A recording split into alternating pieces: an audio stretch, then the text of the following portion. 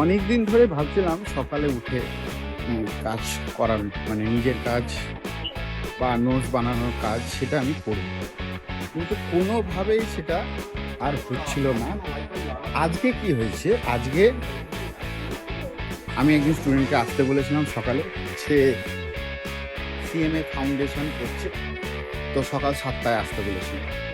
এবার ব্যাপারটা এক্সাম্পলটা বলবো, রিয়েল লাইফ এক্সাম্পল। আমি যখন নিজে ভাবছিলাম তখন কি হচ্ছিল? না উঠলেও কোনো ব্যাপার নেই, কেউ তো ফোর্স করার নেই। কিন্তু যখন আমি স্টুডেন্টকে আসতে বললাম, তখন এটা আমার কাছে অব্লিগেশন হয়ে গেল। এসে দেখে যদি আমি ঘুমিয়ে আছি, it will feels like unprofessional. তো আমাকে সেই জন্যে কী করতে হয়েছে?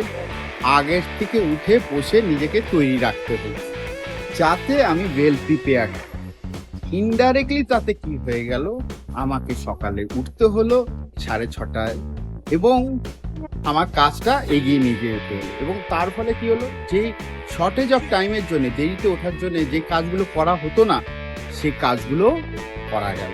তো যখনই কোনো সময় তোমার মনে হবে যে কাজ মানে আমি উঠবো তাড়াতাড়ি, কোনো ইভেন্ট যদি না ক্রিয়েট করে রাখো, সেটা তোমার মুডের ওপর ছেড়ে দিবে। আর আমাদের মুড, আমাদের mind doesn't listen to our or rather have no control.